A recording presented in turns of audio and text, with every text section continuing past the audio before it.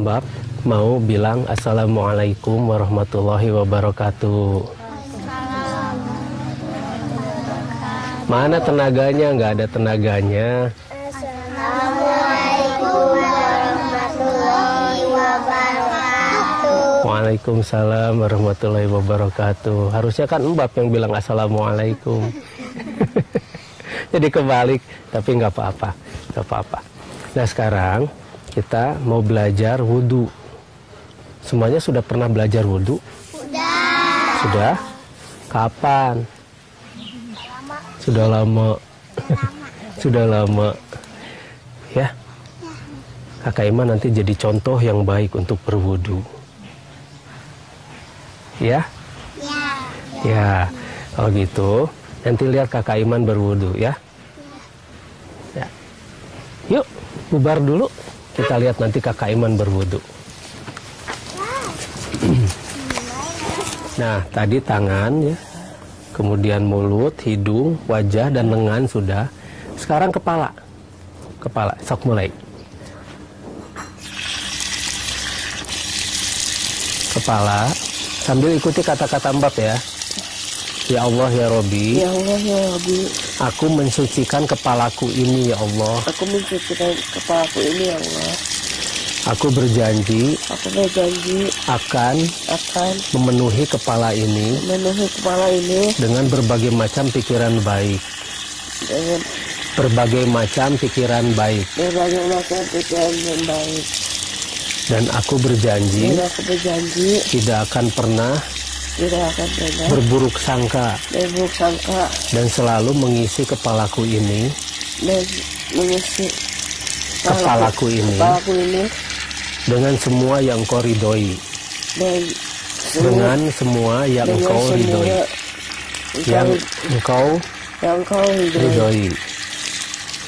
Nah, setelah kita membahas mengenai lengan, sekarang kita ke kepala. Selama ini kita menganggap bahwa yang dibersihkan itu adalah rambut ya. Ya, emang ya. Rambut. Padahal yang dibersihkan itu kepala. Ketika kita mensucikan kepala kita, kalau yang dibersihkan itu rambut, kasihan dong mereka yang gundul yang tidak punya rambut. Iya. Jadi seharusnya yang kita bersihkan itu adalah kepala kita. Jadi ketika kita menyucikan kepala kita, kita berikrar, ya Allah ya Robbi, aku akan mensucikan kepalaku ini ya Allah. Aku akan membersihkan kepalaku ini dari pikiran-pikiran kotor. Hal-hal yang mengundangku pada fitnah. Hal-hal yang mengundangku pada perbuatan-perbuatan maksiat. Hal-hal yang mengundangku pada hal-hal buruk. Yang mungkin akan aku lakukan atau yang aku rencanakan. Jadi kita mensucikan pikiran kita di sini tuh. Kita mensucikan pikiran kita dari hal-hal yang tidak dikehendaki oleh Allah. Jadi sekarang mohon perlindungan juga ya Mbak, dari godaan setan. Otomatis. Tapi setan itu minal jin natiwana. Setan itu bisa jin dan bisa manusia. Setan itu adalah sifat. Setan itu evil. Iya. Jadi setan itu bukan makhluk. Makhluknya adalah tapi jin. Sifat yang ada dalam diri kita iya, juga. Kalau iblis itu makhluk. Dari ablasu, dari pembangkang. Makanya disebut iblis. Setan itu adalah sifat, minal jin natiwanas, bisa jin bisa manusia, karena setan itu adalah sifat. Kitalah yang harus mengendalikan setan yang ada di dalam diri kita. Kitalah yang membelenggu setan itu. Kita yang membelenggu. Jadi kita yang jadikan setan itu menjadi casing kita gitu.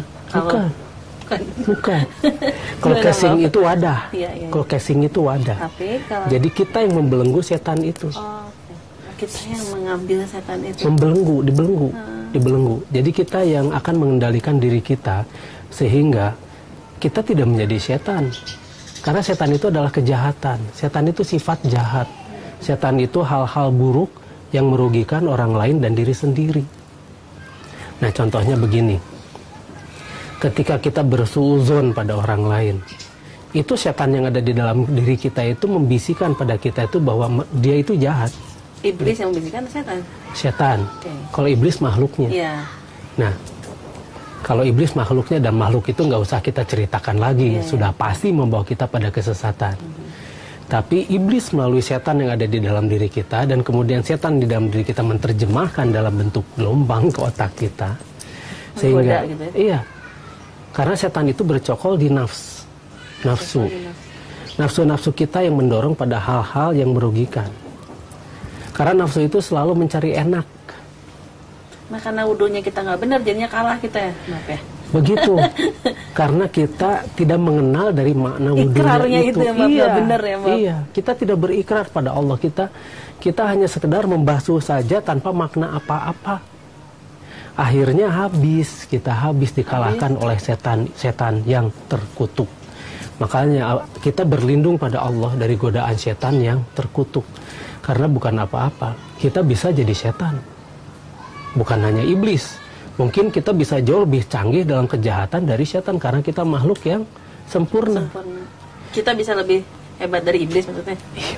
Ya Allah. Dalam kejahatan kita bisa jauh lebih hebat dari iblis. Karena kita makhluk yang sempurna. Iblis mah tidak bisa baik. Kita bisa baik. Berpura-pura baik jadinya. Akhirnya berpura-pura baik. Iya. Malaikat tidak bisa jadi jahat karena tidak sempurna. Iblis tidak bisa jadi baik karena tidak sempurna. Iya. Kita sempurna, bisa jahat, bisa baik. Iya, betul. Jadi kesempurnaan itu jangan diartikan kita selalu baik. Kesempurnaan itu berimbangnya antara keburukan dan kebaikan. Kesempurnaan itu berimbangnya antara positif dengan negatif. Kesempurnaan itu Allah menciptakan siang dan malam. Ya Allah, ya Rabbi, aku berikrar kepadamu bahwa aku akan membenahi pikiranku ini untuk hal-hal yang baik-baik saja.